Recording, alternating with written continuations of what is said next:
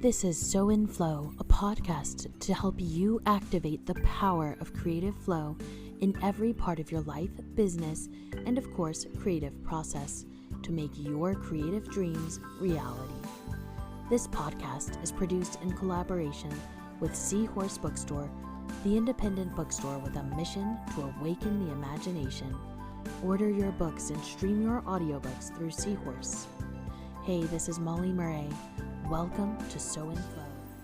Hey there, I'm your host, Molly Murray. I am a creative flow coach, a rapid transformational therapy practitioner, and an energy healer.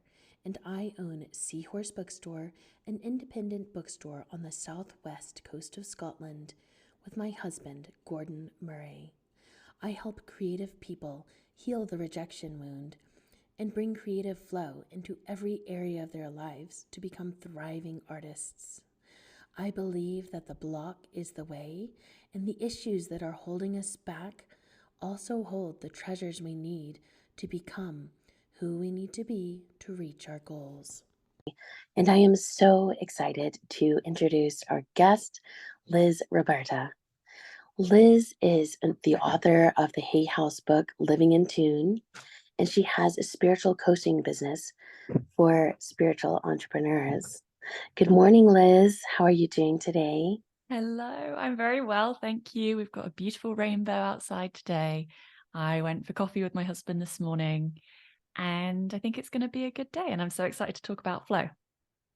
Oh, how beautiful. Could you give us the story of your journey to coming into flow and living in tune? Yeah, absolutely.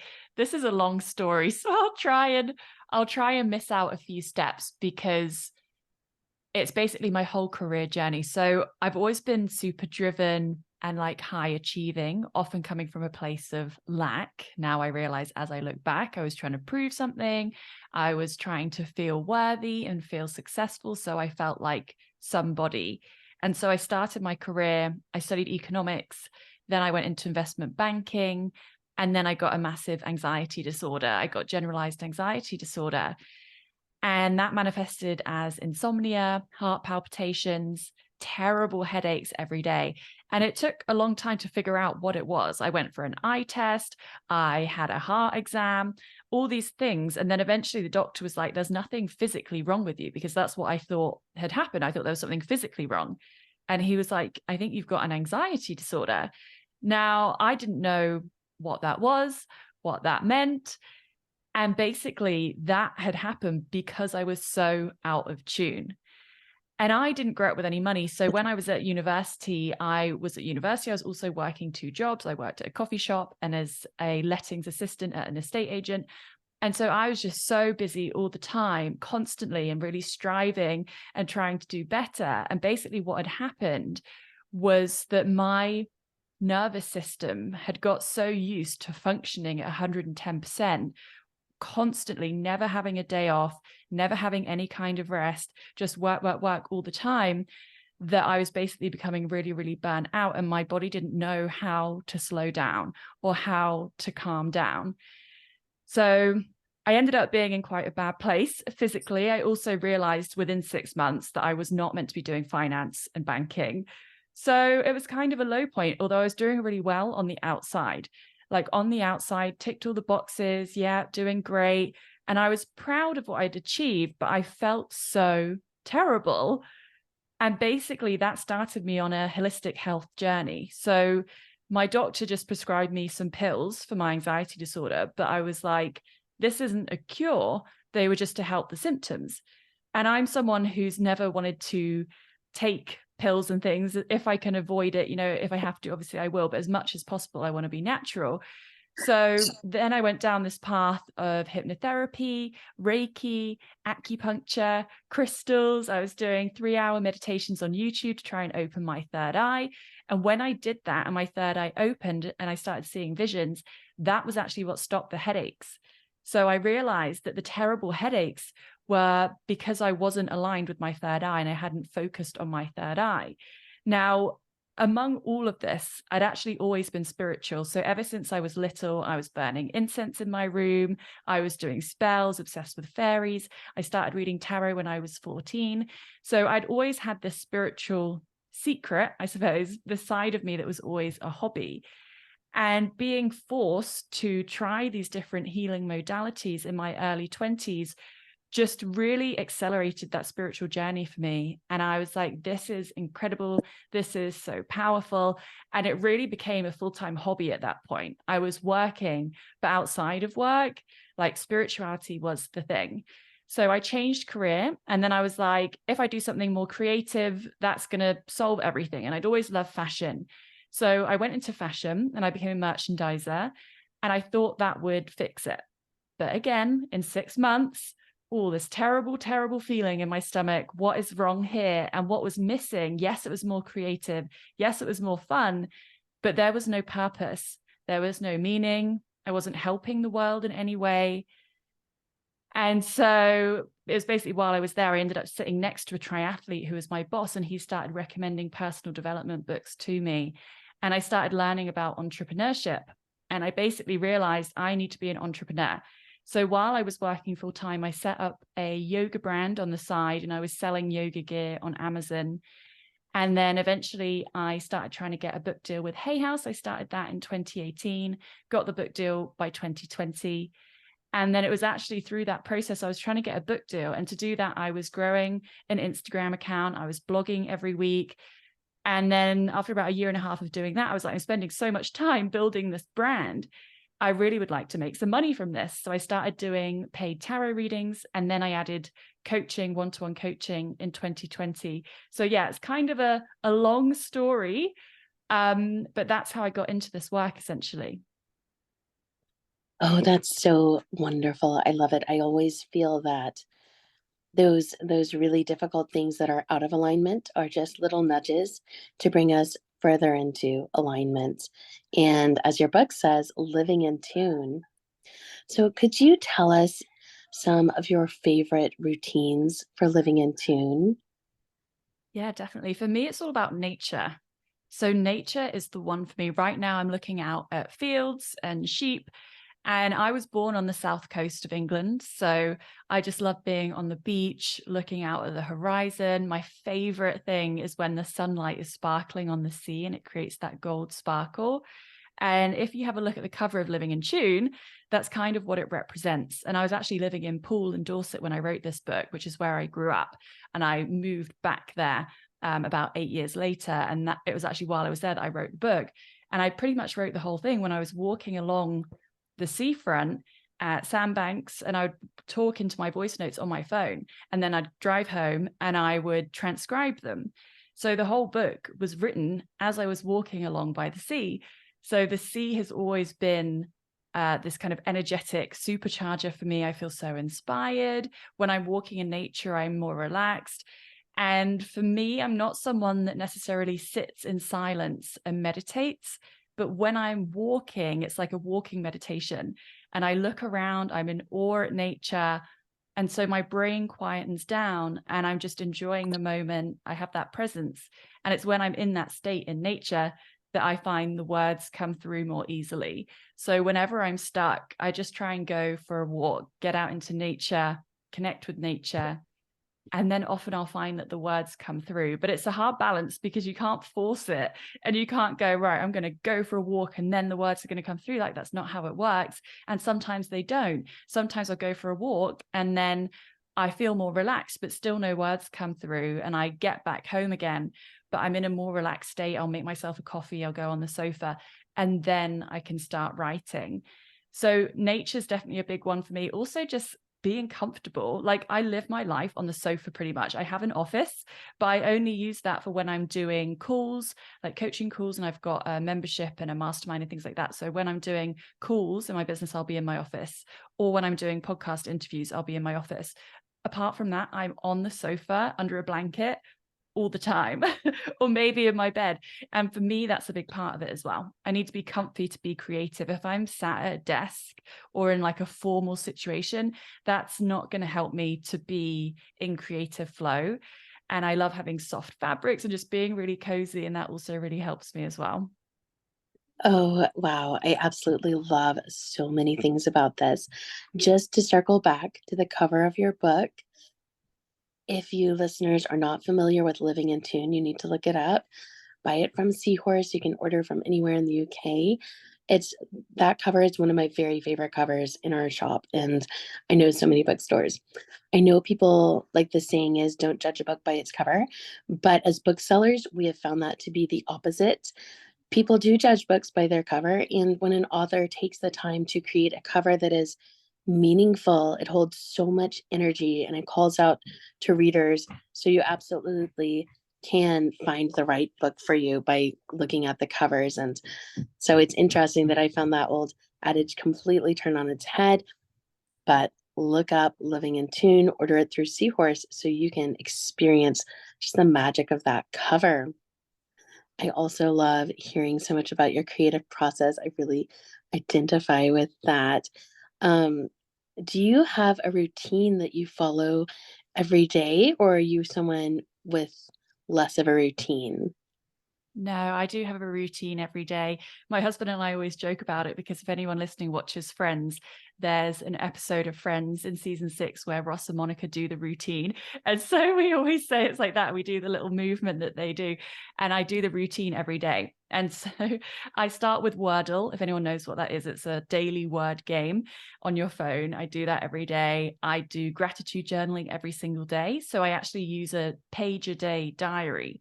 So there's a whole page for like 19th of October, 20th of October, etc. So that it makes me do the journaling every day. I don't just use a notebook, I use a diary so that it forces me to do it every day. Otherwise, I'm just going to have blank pages. So I do that every single day and I write what I'm grateful for. I have a few affirmations that I write every single day as well.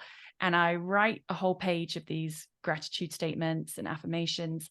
And then I also read them out loud. So I write them all out and then I read it out loud, and that just helps it to sink into my subconscious. And that's kind of when I'm connecting to the universe. I also pull an oracle card every single morning as well. So I walk past my office, I get out my oracle deck, I knock on it, and then I pull a card, and I have a little display thing which basically holds up one card, and then I put it there on my desk for that whole day. And then I go downstairs and I make my husband a coffee. So every morning he hears me get up, go knock, knock, knock on a deck. And then I go down, make him coffee, bring it back up. So that's kind of my routine. Also, I read a bit of a book, whatever book I'm reading, and then I will watch a bit of a training. You know, if I'm in a membership or a program, I have my learning time. So reading and learning. So yeah, I definitely have a routine. I do that every single morning, and I have different versions of it. Like if I'm traveling or away for the weekend, I will always, every single day, I will always do Wordle and my journaling. So no matter where I am in the world, those two things happen. But if I'm at home, I'll also do the card pull, the reading, and the learning as well. Oh, I absolutely love that. I can personally vouch for all of those modalities as well. Um, I would love to ask you, do you have a card right there that you could pull for us? This is completely going in flow, but I was like, how magical. I love that. So I wish you could see, I have a whole drawer. I've just pulled out a big drawer in my desk and I've got Ooh. boxes and boxes. I've got my wooden box of tarot. I've got my angel tuning forks. I actually got sent a deck by Hay House just the other day, the Chinese 5 Elements Oracle. Let me just decide which deck I'm going to use. I'm going to use my favorite one that I use every single day, and it's called Pass Around the Smile. It's by an independent creator over in Australia. And I use this deck every day, and I have done since 2019. So I'll pull you a card from this deck. So as I said, I started my business doing paid tarot readings. And every month on Instagram, the first of the month, I do an Instagram live where I do a general forecast for the month ahead. And then people who are on the live, I do card pulls for them. So I do them once a month as well. So even though I haven't done tarot readings in my business for years, I still very much have a connection with cards. And it's that witchy, mystic side of me. Ooh, so the card I've got is yes, yes, yes, yes. Whatever you're asking or wondering about, the answer is a strong yes. The timing is right and you're ready to move forward. Oh, I love that. I love that. It takes so much bravery to move forward in your creative work. And I feel like that is such a powerful message to send our listeners. And could you tell us a bit more about when you get inspired for an idea, what is your best tip for just acting on it and moving into it? So for me, I'm all about the Notes app on my phone. So I'm an Apple user, so I have an iPhone and a MacBook, and everything goes on my Notes app. And I just had to clear out the other day because I have a note for each of my programs, a note for a future book idea that I'm working on. And so I get words come through, like that's kind of how my creativity works. I just download words. I'll get sentences or paragraphs just like throughout the day, especially if I'm relaxed. And so I catch them in a note. And if it's really pouring through, then I'll do a voice note and then I'll type it up into a note. So I store it based on what it's for. Like if I'm creating a program, I'm doing a program right now called Spiritual Business Bootcamp, which is a 3-month business program, and I'll get downloads through for that. Or like I said, the next book that I'm working on, and I will feel and I'll know where it's meant to go, like when I'm getting words through. And sometimes it's multiple, like sometimes it will be for an Instagram post and to go in a book and to go in one of my programs, but it's all about just catching it as it comes through, either in a voice note or typed out, and then I put it with the rest of the notes for whatever that project is. And then I just end up with loads and loads and loads and loads of notes. And then when I go to creating the program or the book, then it's a process of organizing all of those. And this is how I did Living in Tune. I had 30,000 words of notes that I then had to go through and organize and go, right, what themes have we got here? What are the structures? How can I make this into chapters?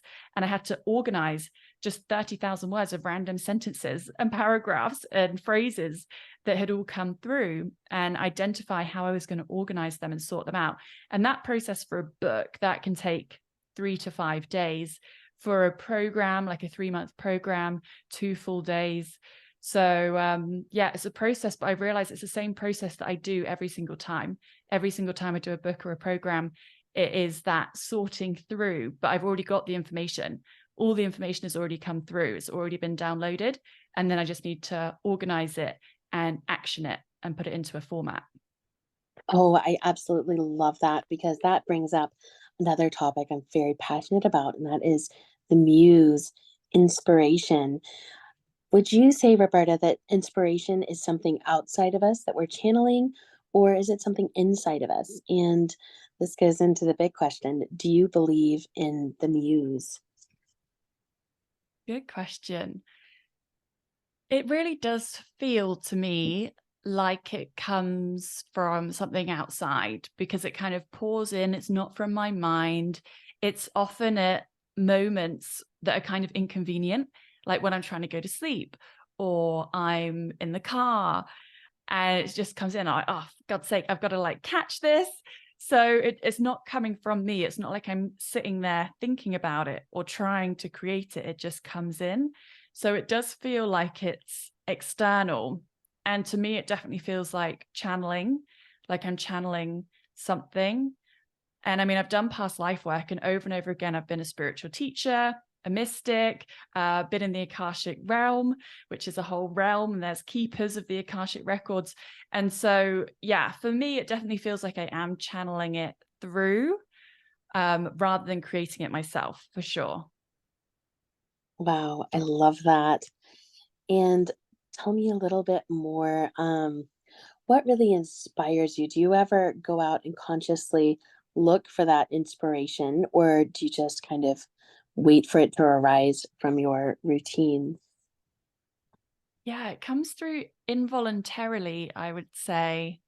For me, so most of the time it just kind of comes in and I'll catch it. If say I've got a deadline type of thing and I don't have the full complete information in terms of the things that I've already downloaded, then for me, coffee is a ritual. And so and I only have one caffeinated in the morning, but like decaf coffee, and I like good coffee. organic coffee that hasn't got any chemicals. I have a proper coffee machine because when I was younger, I worked in a coffee shop. That was my like part-time job for 4 years. And then I got really interested in coffee. And so for me, it's very much a ritual. And when I make that decaf coffee in the afternoon and I sit down and I really set that intention to connect, I'll often hold crystals as well. That is a way that I can go, right, we're tuning in. And it is about the intention as well. Like really opening up and going, right, this is what we need to do. I'm going to create space for this. Music is a big thing as well. So wordless music like binaural beats, Tibetan singing bowls, crystal healing bowls, like just long videos on YouTube that are like 3 hours long of background music. I always have headphones on. I always have that music going because that helps me to get into the kind of channeling state as well. So it's really about connecting spiritually, setting that intention, and switching over from the kind of masculine side of the brain where it's like do, checking things off my to-do list, going from this to that, to switching over to the feminine side of my brain where it's more timeless and flowy and spiritual and connecting. But it's definitely easier some days than others because it's all about how tired I am, how good I'm feeling, how busy I am. So it's just managing that state so that I'm in a place to be able to receive that information. I love that. And this is circling back to your days in a coffee shop. I know I spent years working in coffee shops and places too. And often it feels when you are eager to get into your real career, like you're driven, you're motivated, it can feel like a job. Maybe a coffee shop is your passion. Or maybe it can feel like that's kind of a stop along the way. But I often feel like the block is the way, and that holds the clues that we need to go forward in our career. And it sounds like this coffee shop opened the door to inspiration for you. Did you? Oh, the sound's gone. Can you hear me? There's a red light on your microphone. I don't know if that's... Can't hear anything. Oh dear. I can hear you now. Oh, okay. Sorry about that.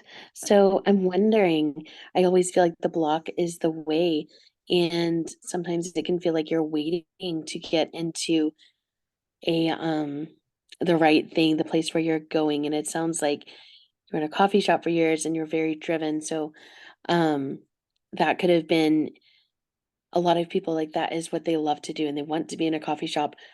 Sometimes you're waiting to go on to the next thing. And so I would love to hear if you have any clues for mining out that treasure, and that wisdom for when you're in a place and you're just looking to get through and to find that gold within the block. Oh, I've been in this position so many times when you're waiting for the next phase. Mm-hmm. And basically, it's only through experience that I've realized there's always a reason why you're held in a certain place for a certain period of time. Because for me, I seem to move every single year and a half, like year to year and a half, I'm constantly moving. And there have been times where I've been stuck in a certain place or felt stuck in a certain place.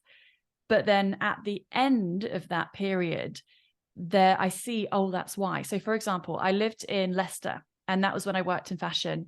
Then my husband started working overseas and there was a few months where I was just stuck in Leicester on my own. We'd both only moved there for our jobs and we didn't really want to be there. I'm from the South Coast. That's where my like family and friends are. So I was stuck in Leicester for a few months on my own, like really wanted to leave. But at the end of that period, I started going to the Spiritualist Center in Leicester. And it was actually while I was there in 2018, I would go every single Wednesday. And it was there that I realized I had some kind of psychic ability, a mediumship ability. And if I'd have gone sooner, I would never have gone there and I would never have realized that. And it was going to those sessions every week that gave me the confidence that I had enough skill to do paid tarot readings, which were my first offering in my business, and started creating connections with people that still follow me and buy from me today. So there was a reason I was there for that period of time. And it's only through going through that as hard as it is when you're in the moment, it's just surrendering and having trust and faith we are always where we're meant to be, and that the timing works out in a way more perfect than we can ever realize at the time. And we can only see it with hindsight. And that's the hard thing. But knowing that there will be a day where you look back and go, oh, thank goodness, I was so protected. This worked out even better than I could have ever planned myself. It all worked out perfectly in the end. And as I say, you can only usually see that with hindsight. So it is really hard, but just leaning into that trust, that faith, that surrender, and knowing that there is always gold within it. There's always lessons there. And there's always a reason, whether it's someone you're going to meet, something you need to learn, something you need to overcome. But what you gain from that experience is going to help you on your path forward. You're going to be tougher, you're going to be stronger, you're going to be more resilient, wiser, and that's just going to prepare you for your next steps. Oh, chills. I absolutely love that. I love the power of surrender and trust. It's just so incredibly powerful. It reminds me of the ocean. It's like something giving in to that force that we can't control and just living in alignment with it and flowing with it. That really embodies the spirit of creative flow. Now, could you tell me who inspires you, or maybe an author or a spiritual leader who has really helped your journey along the way? Yeah, so I'm going to say Youngblood. And if people don't know who that is, he's an English singer. I've actually got a picture of him on my wall. So I have 8 prints behind me, and one of them is actually of Youngblood because he really inspires me. So I went to Glastonbury Festival last year with a group of friends, and it was actually my friend and her husband and his friends. And someone wanted to go see Youngblood. I'd heard the name, but I thought it was a rapper. And so we went in this tent, and he was actually rock. Now I'm like a rock metal person. I used to have black hair when I was growing up and lip piercings and all that. So that's my genre of music. And so we were in this tent. I'd never heard of this guy, and I was blown away. And I'd never seen a performance like it. He was so energetic, completely connected with the crowd. And we all stepped out of that tent afterwards, and we stood in a circle, and we had our mouths open, and we were like, what just happened? Like, we were shell shocked, and we were like, that is the best live performance I have ever seen. And considering at Glastonbury, there were huge names, Kendrick Lamar, and just all these massive, massive, massive celebrities who are much more famous. But his was the best live performance. And he was so energetic. We were like, I'm pretty sure he has ADHD. Look up, he did have ADHD, but he was just like running around, just so passionate. It was just incredible.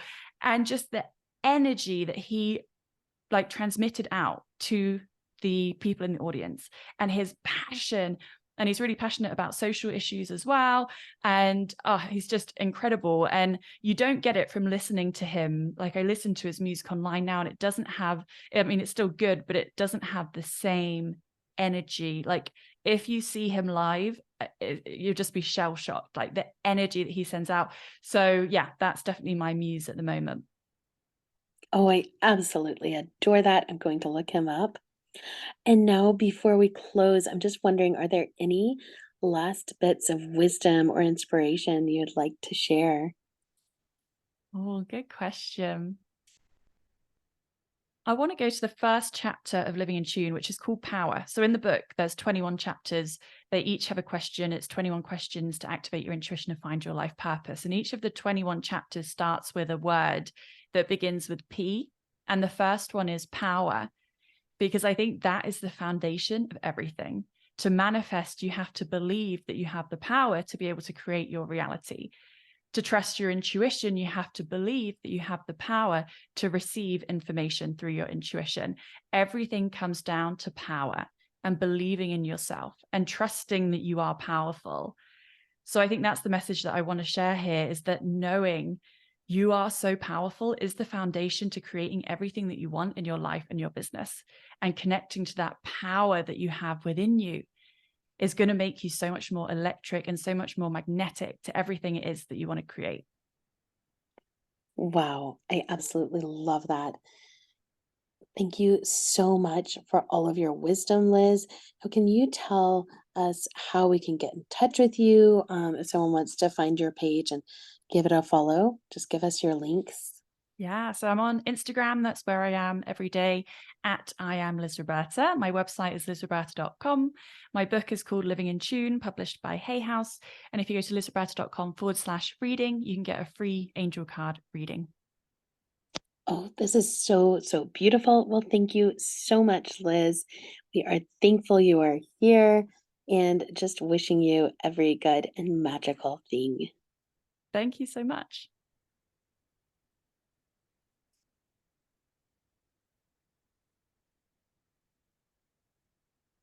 Did this episode resonate with you?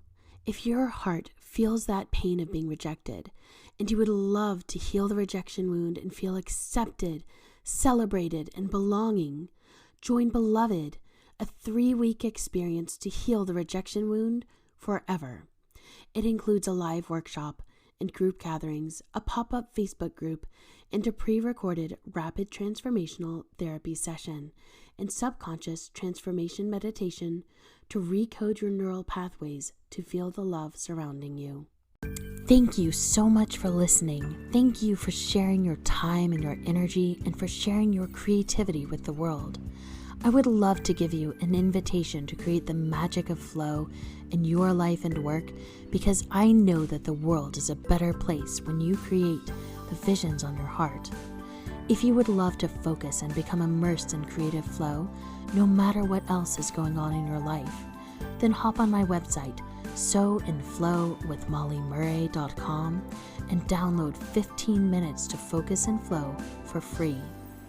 If you would love inspiration on your creative journey, join the Sew and Flow book club through my email list. Join us each month to explore creativity and spirituality. If you would love community and accountability on your creative journey, I would love to invite you to join the Luminaries Creative Collective, a community where you can take part in lush, inspiring creative gatherings. If you would love to become a thriving creative, I invite you to apply to become a luminary through the Luminaries Creative Collective course for thriving creatives. Experience the magic of flow in every part of your life.